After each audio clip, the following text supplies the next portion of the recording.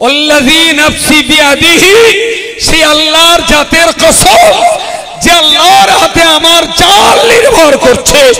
All India Sunnatul জামাত কোরআন হাদিস ইজমা কিয়াস বাঁচাবার লড়াই করছে।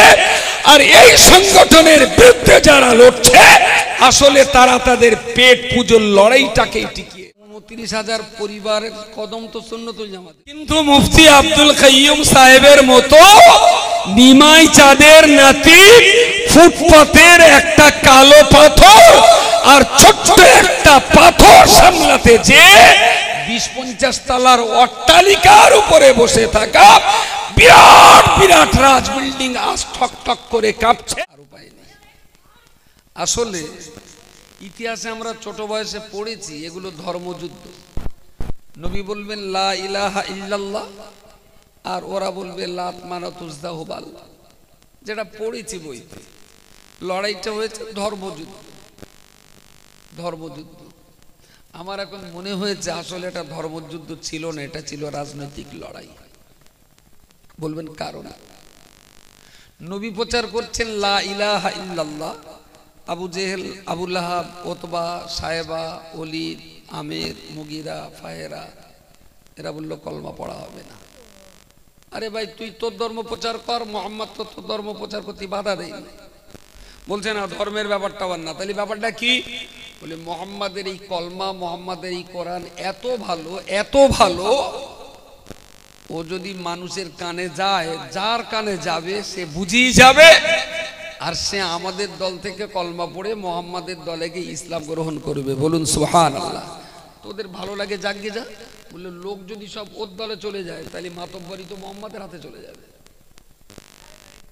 মাতব্বরি ওরা যে লড়াইটা করেছিল, ওরা ধর্মের জন্য লড়াই করেনি, ওরা করেছিল ওদের চেয়ার বাঁচানোর জন্য লড়াই। আল্লাযী নাফসি বিয়াদিহি, সেই আল্লাহর জাতের কসম যে আল্লাহর হাতে আমার জান নির্ভর করছে। অল ইন্ডিয়া সুন্নাতুল জামাত কোরআন হাদিস ইজমা কিয়াস বাঁচাবার লড়াই করছে। আর এই সংগঠনের বিরুদ্ধে যারা লড়ছে আসলে তারা তাদের পেট পুজোর লড়াইটাকে টিকিয়ে রেখেছে। নারে তাকবীর, নারে তাকবীর। অল ইন্ডিয়া সুন্নাতুল জামাত, ওদের লড়াইটা আসলেই ধর্মের লড়াই নয়। খাবো কি? মাতব্বরি তো চলে যাবে। এক একটা মাদ্রাসা করে যদি 500 করে ছেলে পড়ে তাহলে 500 পরিবার তো সুন্নাতুল জামাতের লোক। এক্ষুনি 29,000 সদস্য, 29,000 তো স্টুডেন্ট, তার মানে 29,000 পরিবারের কদম তো সুন্নাতুল জামাতের লোক। পরে আমরা খাবো কি? উপায় কি? চাঙ্গারি করাবো কোথায়? ধর্মের লড়াই না খুব ভালো। আমি একটা বক্তব্য করি, তুমি দুটো করো ভাই। আমি একটা মাদ্রাসা করেছি, তুমি 3টে মাদ্রাসা করো। আমি একটা কিতাব লিখেছি, তুমি ভাই 2টো কিতাব লেখো। তোমার সঙ্গে আমার হিংসা হোক ভাই, এইরা হিংসার স্বভাব হয় না? এইরা হিংসা। তুমি 10 টাকা দিলে আমি 11 টাকা দান করবো। আমি 4 রাকাত নামাজ পড়লি, তুমি ভাই 8 রাকাত পড়ো। তুমি 3টে রোজা করলি, আমি 4টে রোজা করবো। আমি একটা মাদ্রাসা করলি, তোমরা 2টো মাদ্রাসা করো। এইরকম হিংসা আর এইরকম ঝগড়ায় তো আল্লাহর রহমত হয়। এখানে কোনো কাজের ঝগড়া দেখছেন? কাজের মোকাবেলায় কাজ। এ 4 রাকাত নামাজ পড়তে এই ছেলে, তুই নামাজ পড়লি, তাই তো ভাই তুইও পড়। বলতে আমি পড়বো না, তোরও পড়তে দেবো না। লড়াইটা এই জায়গায়।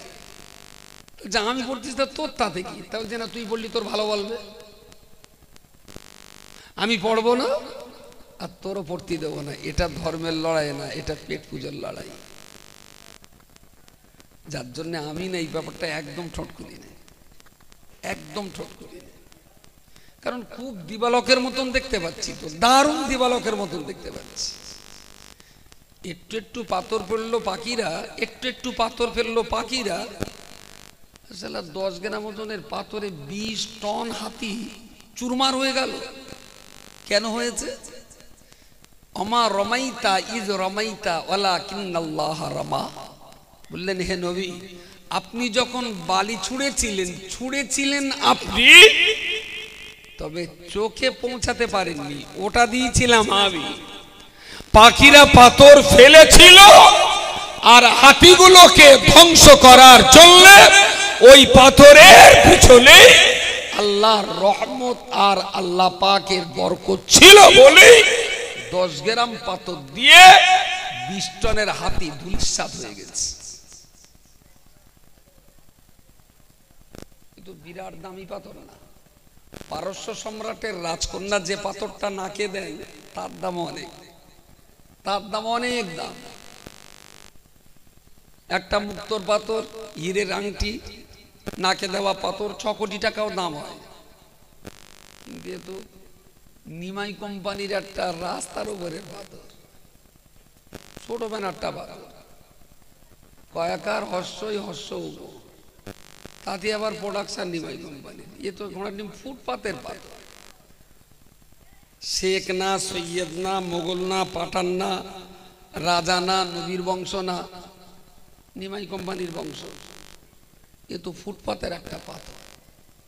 কিন্তু মুফতি আব্দুল কাইয়ুম সাহেবের মতো নিমাই চাঁদের নাতি ফুটপাতের একটা কালো পাথর আর ছোট্ট একটা পাথর সামলাতে যে 20-50 তলার অট্টালিকার উপরে বসে থাকা বিরাট বিরাট রাজ বিল্ডিং আজ ঠক ঠক করে কাঁপছে। বিদায় বলতেই হয় এই ছোট্ট কালো পাথরটার ভিতরেই বোধহয় রয়েছে আল্লাহ পাকের সমর্থন। তা নইলে একটুখানি পাথরে বিরাট বিরাট হস্তি বাহিনী চাঁচাবে গেল, গন্ডার চাঁচাবে কেন রে? জঙ্গলে যদি ছোট্ট একটা মাছি ওড়ে তাতে কি গন্ডারের কিছু এসে যায়? কিচ্ছু এসে যায়। ফুটপাতের একটা আংটি, ফুটপাতের একটা কালো পাথর কেউ যদি মাথায় করে নেয় তাতে কে রাজকন্যার নাকচাবির মূল্যবান পাথরের কি মর্যাদা কমে যায়? একটা পাথর কেউ মাথায় তুলে নিয়ে যাও তো রাস্তার পাথর। আসলে ব্যাপারটা হলো ওই ছোট্ট পাথরটার কারণেই আজ বিরাট বিরাট বিল্ডিং কিন্তু টলটলায়। তুই ভাই বেকার ঝামেলা বাড়াস নে। এখন তো চাদর আছে, জামা আছে, ওর ভিতরে গেঞ্জি আছে, একটা কোট আছে, তার উপরে আবার শাল আছে।